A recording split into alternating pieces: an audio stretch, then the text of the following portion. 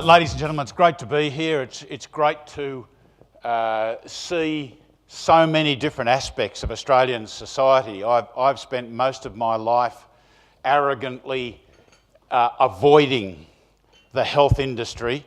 In the last couple of years, one of my children has been a great consumer of your services, and I've got to say that the people that she dealt with, the people that we assisted her to deal with, were absolutely outstanding. From the top all the way through to the personally delivered services, they were superb. Now, I'm sure not everyone comes away from dealing with your industry with that view, but I got to say I couldn't fault it. So it's great to be here, and I will use today a number of examples, as Rod said, to illustrate what I would like to talk about in relation to my theme, which is leadership, extreme, ethical and aligned. I will use both the Iraq War and the Vietnam War to illustrate the points that I make. And whenever I talk to a group of Australians, I invariably find that if there's 100 in the room, 70 of them will have been vehemently against either war or both war or all wars. And that's fair enough, I understand that. I would like to ask you to put that to one side and just to think of the examples that I'm talking about. How we get into wars is one thing, God help us all. How we conduct them and the human beings in them is a totally different thing. And I'm certainly not here to teach. I don't know your industry. A lot of the stuff that I'll talk about, talk to you about, you can't teach. A lot of it is based on pure experience. And what I'll lay out for you is a number of examples, and from those examples, I hope that you can see something similar to your own situations and what you can do. So, as I've said, I think I've got from about now for a good 30 or 40 minutes. I think we may have time, if I can entertain you for that period of time, we may have time for questions afterwards. I'm totally used to personal abuse. Everyone thinks the Iraq War is my personal problem and I started it. So I don't mind any questions at all on any of these issues. The military is such a small part of Australian society. Most people rarely get a chance to talk to people in the military, and I'd be very happy to talk about any of those issues. So let's see how we go on the basis of time. And I guess the first thing I'd say is that I don't stand here and hold up the Australian Defence Force as a paragon of leadership, management or organisational skills, because if I did, you'd open the paper the next day and you'd find out that the HMAS Success has had yet another good night on the town, and that the Defence Force Academy kids are out there doing something or another project has failed.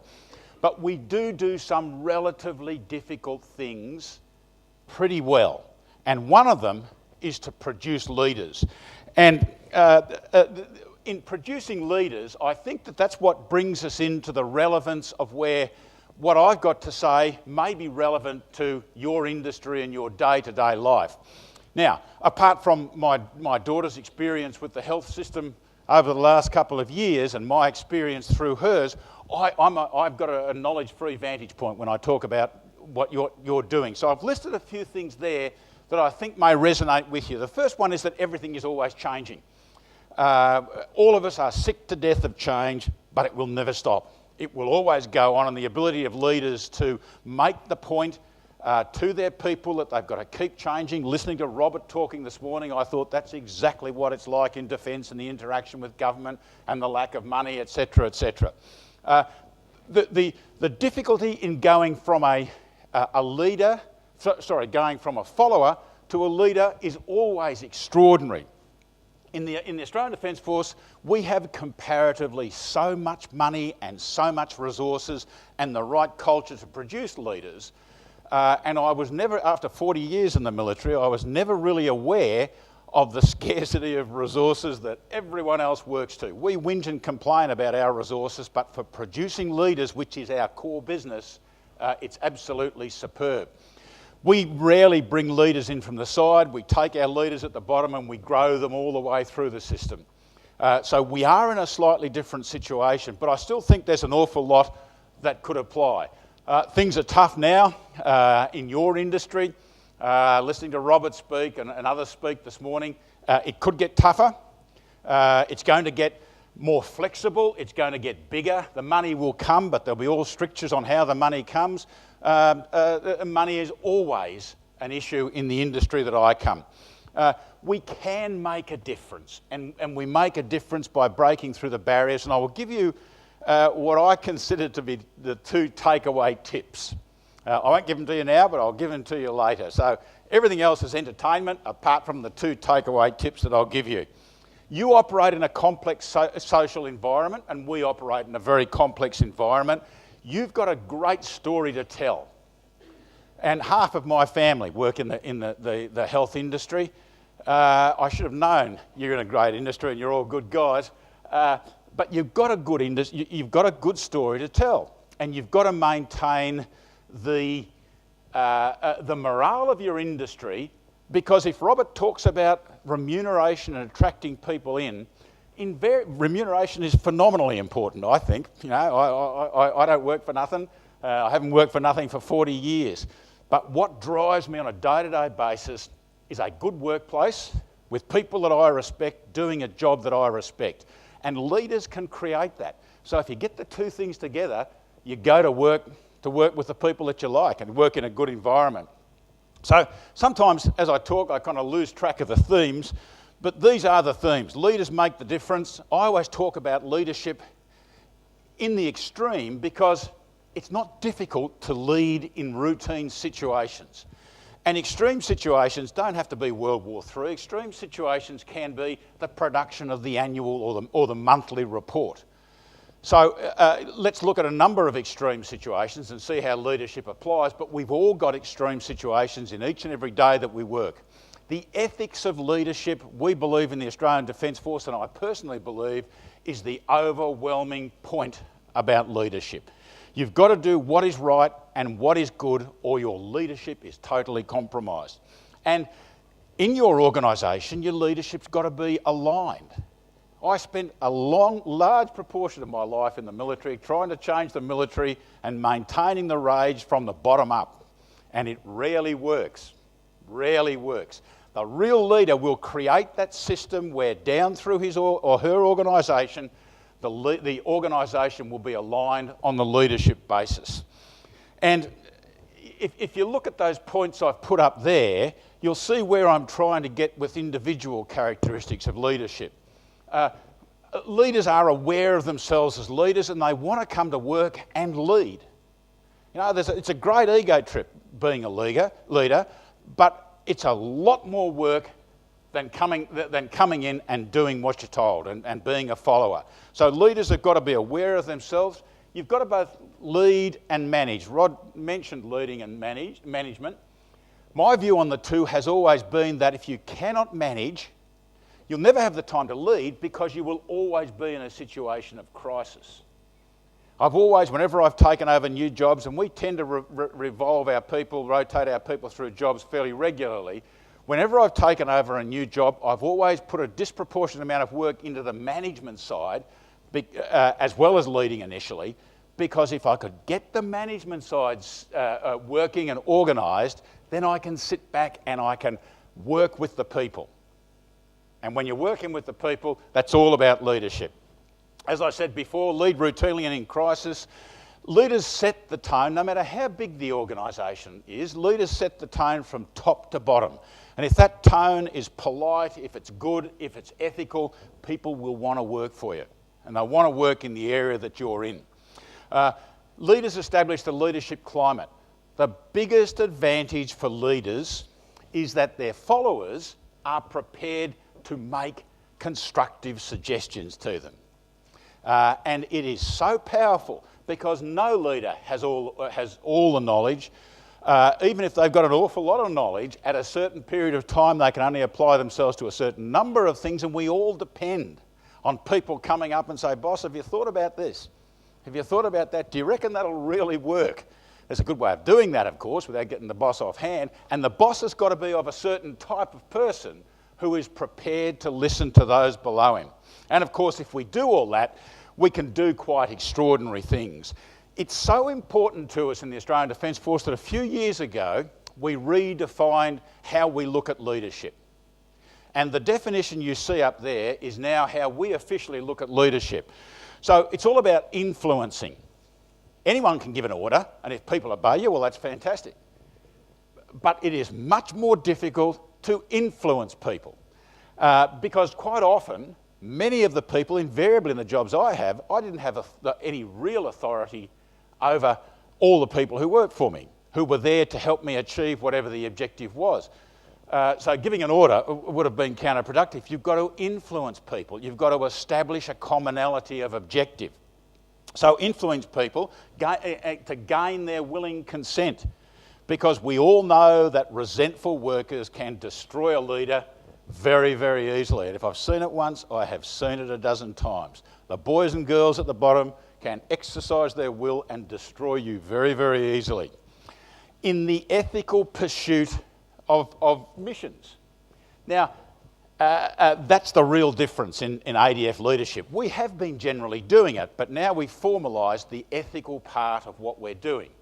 And the ethical pursuit of missions means that you can say that you have the moral high ground. And if you have the moral high ground, you're working for a superior objective, and we did this in all the wars that we have fought. And you may not agree that it was an ethical war or a moral war or just war, but if it's not for any period of time in a volunteer force, of course, Australians won't follow you. So the ethical pursuit of missions is absolutely critical. Now, I've started hanging around with ethics. I must admit, I'm a director of the St James Ethics Centre in Sydney, and I have a bit to do with philosophers, and I'd rather you didn't pass that on to my infantry mates, but I like to think of the two, ethics and morals, as I've written up there, that ethics is the consideration of moral questions and morals is to do with right and wrong, which makes ethics the consideration of right and wrong. And that must lie at the centre of what we do, not even in the big issues, not just in the big issues, but in everyday relationships with those that work for you or those that work around you. Now, that's me in 1968, God help us all.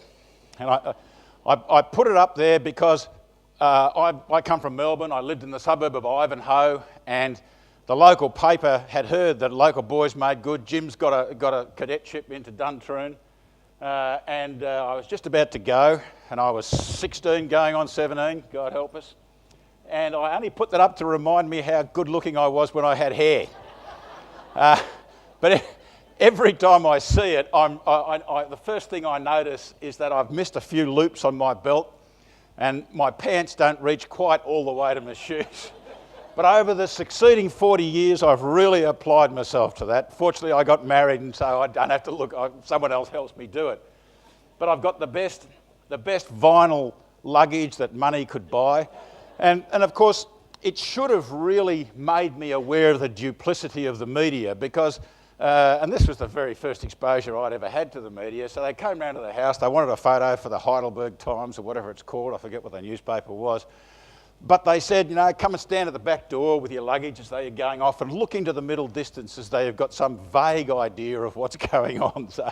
So I hope I gave a good impression of it. But the question that we all want, and we in the military as I said before, have the luxury of building our leaders in our industry over 10, 20, 30 years, which is extraordinarily luxurious. The big question is, can you teach it? And you've got to teach a bit of it, you've got to teach a bit of the theory, but most of it you get from the practice. And it doesn't, we start off with a number of cadets working for us, being given responsibility to do this, then going through the kind of command of those organisations, of those numbers, it's all by practical experience. So you get a bit of theory, you then get out and you try it, and of course someone's got to sit over you to say, yes, you're doing a good job, or no, why don't you try that? Don't talk to your people like that, don't lose your temper. All the good things that the theory tells you, but in the moment of time, you can make errors. So supervision and mentoring of people who you're trying to grow as leaders is absolutely critical. And anyone can do it. Certainly we have a great tradition in the industry, in the infantry, that the soldiers and the NCOs have the right to, in a constructive manner, criticise the new lieutenant, and no new lieutenant would survive a minute without a good sergeant to tell him how to do things. So leadership really is doing. And when I look back on the things that I've done over many, many years, and I didn't have time until I got out, and I've now been out of the military now for, 2.5 years. When I look back on the things that I've done, it's been a fascinating 40 years. And in all of those command positions, events come up, none of which are standard events. You're not taught at Duntroon how to handle tsunamis or earthquakes, to work with the federal police, to conduct evacuations from this place or that place, or to be involved in the big aspects of war. You pick that up from a broadening, a knowledge and a growing self-confidence over time. And the self-confidence only really comes from the fact of the matter that you do things and you do them successfully. And I kind of did those things without thinking about it too much. I seem to do more evacuations than anything else. So I kind of got a PhD in running away. We took about, there were 5 of us on the ground in Dili before Peter Cosgrove came in, and we evacuated 1,000 foreign citizens on one day, and about 3 days later we took out about 3,000 East Timorese who'd been working and who were threatened, and nothing was standard. You know, it's not as though this is a country which is racked by war, full of violence, one lot of bad military going out, another lot of good Indonesian military coming in. The Solomons was exactly the same. We took a whole bunch of people out of the Solomons in about 2000 or 2001, I forget when. We took 10,000 people out of Jakarta using Mr. Qantas, and we took about another 10,000 out of Bali, all of which we did without any real authority over anyone who was working for us. I did write about it in a book that I wrote as soon as I got out. I wrote the book when I was in because I was so overwhelmingly frustrated when I came back from Iraq that the Australian government, the ADF and the Australian people seemed to get no information on of any validity of the war I'd just come from. And I could not identify the pieces that I saw in the media, the way the ADF was talking or the way the government was talking with the war that I'd just come from. So in absolute frustration, I wrote the book, and it addresses those things that you see down the side there. And if you are interested in taking it forward, the book's freely available, and people tell me it's a good read. But it's all fundamentally about Iraq. And I was just astonished. I had about 3 weeks' notice, 2 or 3 weeks' notice to go to Iraq for a year. I'd avoided ancient history, I must admit, when I was at school, and I thought, well, I'm not going to study history that's 1,000 years old or 2,000 years old, and what a shame it was, because when I got there, I knew nothing about Iraq. And it really was sad, because I didn't, apart from the stuff that I learnt on the job, I didn't read about Iraq until I got back, and in fact until I just about left the army.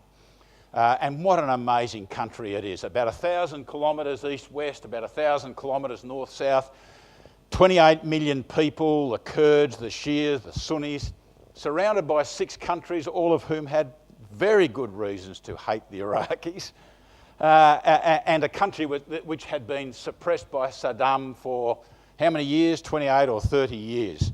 So a fascinating country, and suddenly, as Rod said, I found myself in the middle of it.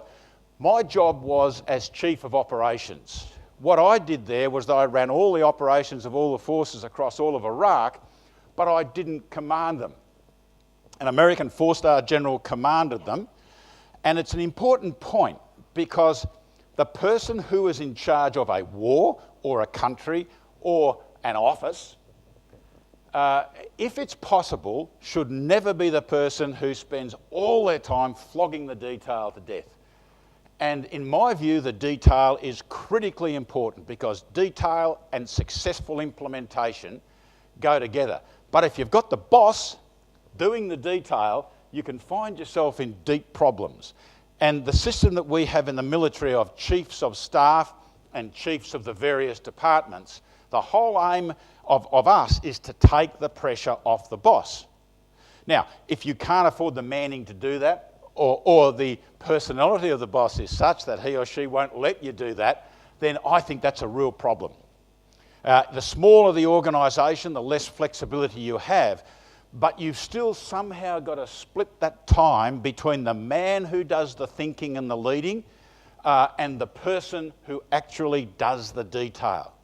My job was to run the day-to-day aspect of the war. He commanded it. He led on the simple basis. I mean, we were at the centre of the highest technology headquarters in the world. We could talk to just about anyone in Iraq. We could see in real time just about anywhere in Iraq, and we could hit it with a weapon just about any time we wanted to do it. But every one of those American commanders was smart enough to know that leading is about looking at people face to face, meeting them and talking them. And in any 7-day period, my four-star general, General Casey, would spend, in any week, he'd spend about 4, maybe sometimes 5 days travelling. He'd fly out of the headquarters in the morning, you know, leaving us to run the show. He'd fly out of the headquarters in the morning about 8 o'clock, 9 o'clock, and he'd come back at night about 6 or 7 o'clock, and he'd spend the day travelling from place to place to place, talking to people and understanding what's going on out there. If you sit back and you let the formal information devices bring the information to you, it's a very, very strange way of knowing what's going on in your area of responsibility. And the greatest source of intelligence that we in the headquarters had was the general. And it was a beautiful system which the Americans do very, very well. And to illustrate this point, let me burden you with a kind of an organisational graph of how to run a war. I don't know whether the health industry is ever going to run a war, but it might be useful for you. If nothing else, it illustrates the complexity, and that complexity can be managed. And of course, there's no secret to it. You do it with teams. The teams just get bigger and bigger and bigger as you go upwards. And if you look at that, everything that we do in coalition. We have never fought a war where we're not fighting it side by side with other nations. So if you reckon Army, Navy and Air Force are hopeless and never talk to each other, try putting Army, Navies and Air Forces from 28 countries in Iraq or 48 countries in Afghanistan together and see what the kind of management problem you've got. It's appalling. So much time is spent by the leader, Casey was exactly the same, travelling around patting people on the head. Now that's good. That's what leaders should do. You've got to go around to your people and tell them you love them.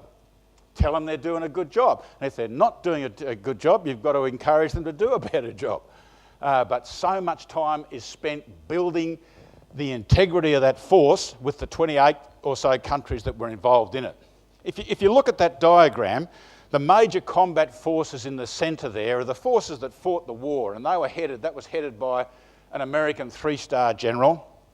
And you can see that we've kind of tried to simplify the complexity of many countries by lumping the like countries all together. So the Poles ran a big area in which all the Eastern European countries, who had just come out of the USSR, of course, all the Eastern European companies who were fighting in Iraq went to. They had the same, the Warsaw Pact type equipment, and they all spoke a common language, which was Russian.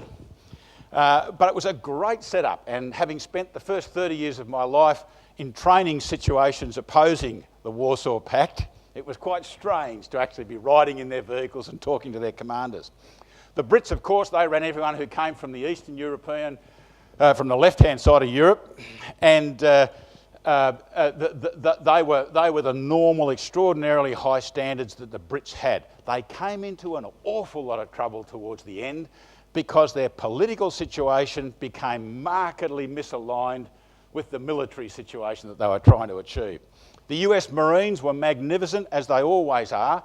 They don't believe they come from the same country as the US Army, so they had another area to themselves in one area. And the US Army, and if there's anything unique about the book that I wrote, it is that this is not your father's US Army. This is not the US Army of the Vietnam War. The US Army after Vietnam was totally destroyed by their defeat in Vietnam. They then spent 20 years building themselves up in to be the most competent and the most the most ethical military, and normally I get abused at this time of the day, the most ethically led military you could ever lay eyes on. I stand in absolute amazement of them. The Koreans were phenomenal for the simple reason I'd never had anything to do with the Koreans. I spent all my life working with everyone in Asia, from the Thais south. I'd had 5 years in Indonesia, and I was used to a different kind of Asian. The Koreans were terribly tough. The Arabs had no comprehension, like me, of how to handle the Koreans. And the Koreans took 5,000 of their troops and put them into the Kurd lands. And after 28 years of Saddam, the Kurds were, the Iraqis were totally and absolutely depressed. They'd had a rough time. They'd had a number of wars. They'd had 1 million people killed during the Iran-Iraq war, and you know, they had no idea what was now going to happen. But the Koreans were beautiful. The Koreans said, "You reckon you've had it tough?" They said, "You should have seen us in 1951, 52, 53. You know, Iraq is nothing compared to the destruction of Korea." And they're quite right. Look at us now, the Koreans would say. Democratic, rich, a professional military, and it was just great to see it.